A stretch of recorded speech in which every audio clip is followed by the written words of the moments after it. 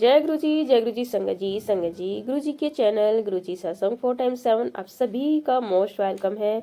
आज हम गुरु जी की पुरानी संगत खुशबू बंगिया आंटी जी का सत्संग सुनने वाले हैं कि किस तरह से गुरु जी ने उन्हें स्वप्न में दर्शन दिए, किस तरह से गुरु जी ने उनके साथ अपना कनेक्शन बनाया, उन्हें अपनी संगत बनाया और उनकी माँ की जो और उसके घर परिवार की जो भी दशा थी, जो भी हालात थे, तो गुरुजी ने किस तरह से उनको बदला है, किस तरह से गुरुजी की कृपा उन तक पहुंची है और स्वप्न में गुरुजी ने किस तरह से बताया कि हर पल गुरुजी इनके साथ है। उनकी बेटी अब गुरुजी की बेटी है, गुरुजी ही उनके रिश्ते पक्का करेंगे, गुरुजी ही सब कुछ करने वाले हैं। एक संगत के द्वारा गुरुजी ने ये सब उस आंटी के लिए बताया।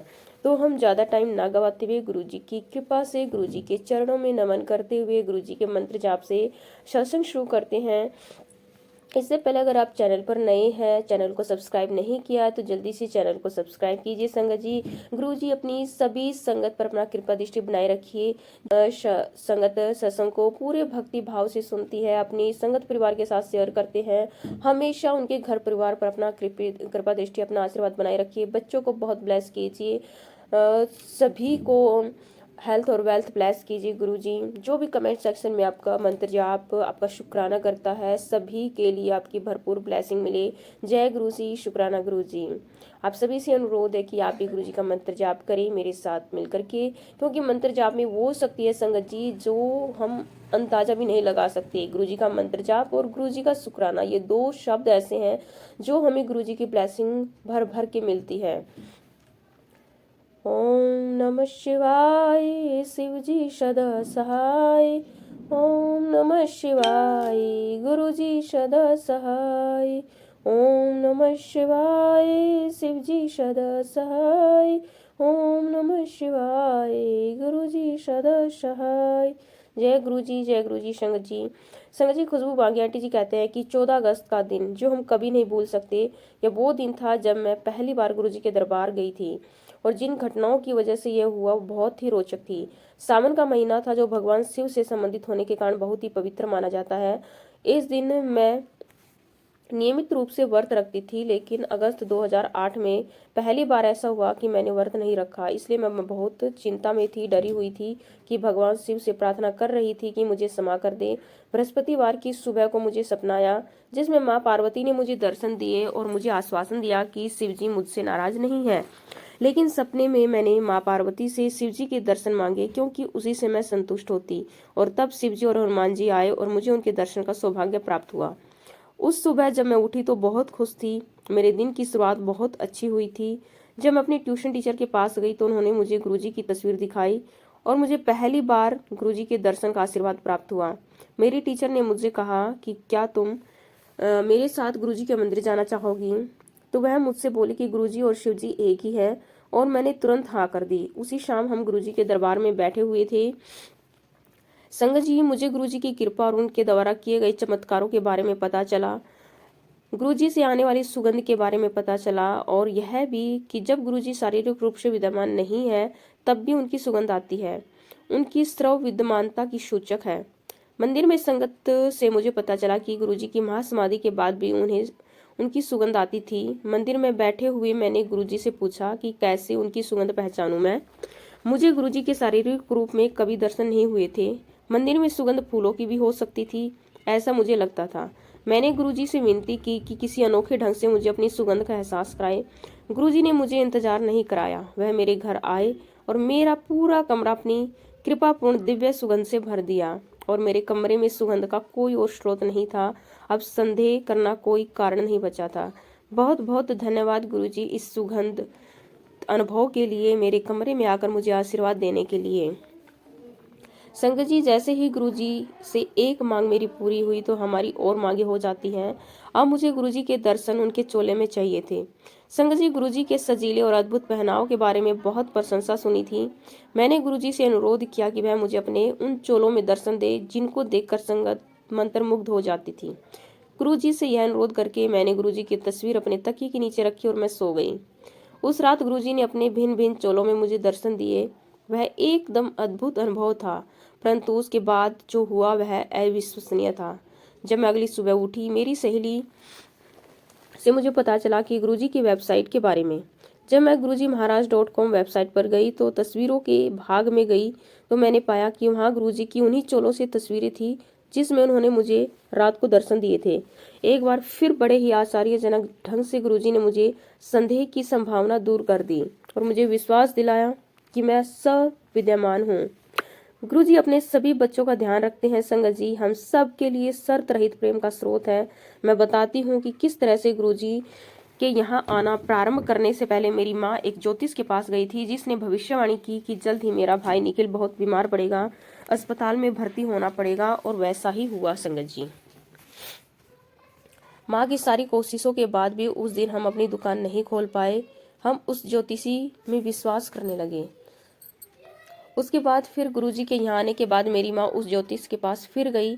उसके पास फिर हमारे लिए बुरी खबर थी। उसने भविष्यवाणी की कि दिवाली के समय हमारे लिए मुसीबत अपनी चरम सीमा पर होगी। हमारी दुकान का काम अच्छा नहीं चलेगा, दोनों भाई और माँ बीमार पड़ जाएंगे, हमें बहुत बड़े आर्थिक नुकसान की संभावना नजर आ रही थी।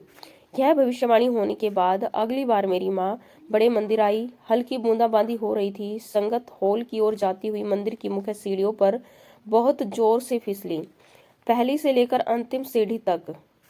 जब संगत उन्हें उठने में मदद करके शौचालय तक ले जा रही थी तो वह 2 बार और फिसली।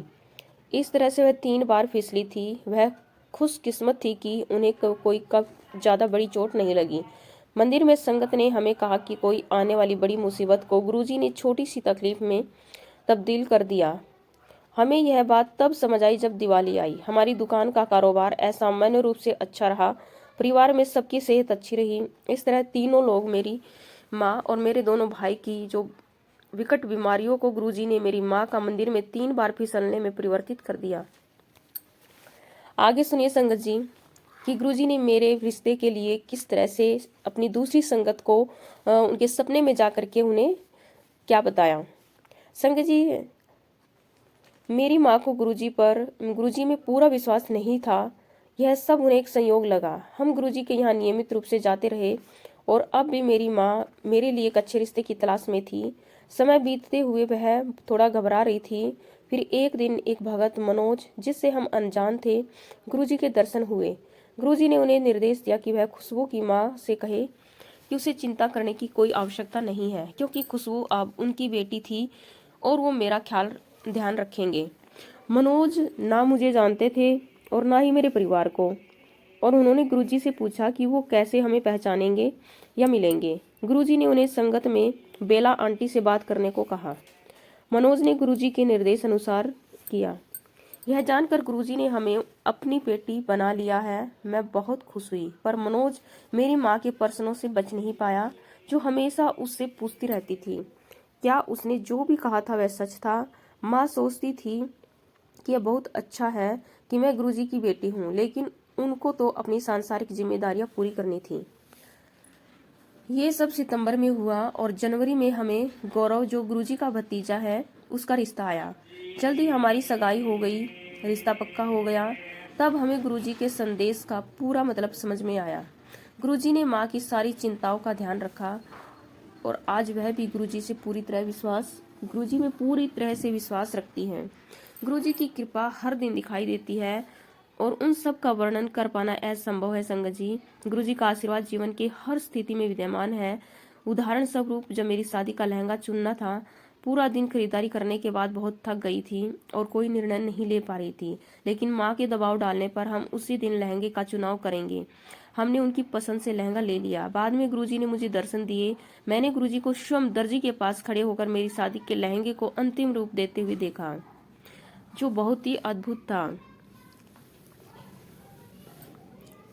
एक शाम गुरुजी ने बड़े मंदिर में दर्शन दिए। संगत उनकी तस्वीरें खींच रही थी। मुझे भी एक भगत से उनकी तस्वीर मिली और मैं उसमें गुरुजी के दर्शन कर पाई। आने वाले दिनों में मैंने पाया कि एक तस्वीर में गुरुजी को 5 अलग अलग जगहों पर देखा जा रहा था। मुझे याद आया कि शिव महापुराण में मैंने पढ़ा था कि शिव जी पंचमुखी यानी कि 5 मुखों वाले हैं। यहाँ एक ही तस्वीर में मुझे गुरुजी के 5 मुखों के दर्शन हो रहे थे। इस दर्शन से स्पष्ट हो गया गुरुजी भगवान शिव हैं और उन दोनों में कोई अंतर नहीं है। साथ ही पहले नवरात्रे पर भी मुझे माँ दुर्गा के दर्शन उनके अष्टभुजा यानी कि 8 भुजा वाले रूप में हुए। मैं विस्मित होकर उनके चरण से लेकर अष्टभुजा तक और फिर उनके चेहरों को देख रही थी। माँ दुर्गा अपनी पूरी वेशभूषा में सुशोभित थी। पूरा चेहरा गुरुजी का था। जैसे जैसे मैं उनको देखती रही, उनका चेहरा दुर्गा माँ के चेहरे में परिवर्तित हो गया और फिर गुरुजी के चेहरे में स्पष्ट रूप से जाहिर करते हुए कि सर्वोच्च शक्ति एक ही है, कोई और भगवान नहीं है। हम सब भगवान की शरण, महाशिव की शरण में है, उनके निवास स्थान में आए हैं। बहुत बहुत धन्यवाद गुरुजी, इन सब अद्भुत अनुभवों के लिए। मेरी आपसे यही प्रार्थना है कि आप सबको अपनी कृपा दृष्टि अपने संरक्षण में रखिए, अपने प्रेम में रखिए। सदैव सभी का कल्याण करिए गुरुजी, सारी संगत का कल्याण करिए। जय गुरुजी, शुक्राना गुरुजी, शुक्राना।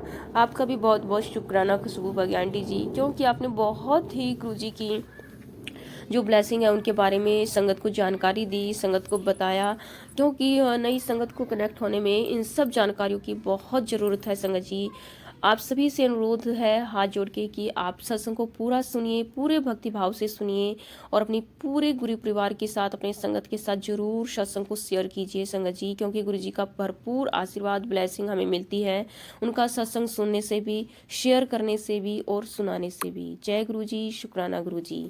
कल फिर हम गुरु जी का एक बहुत ही चमत्कारी अद्भुत सत्संग लेके आएंगे। तब तक के लिए आप सभी को जय गुरु जी, शुक्राना गुरु जी।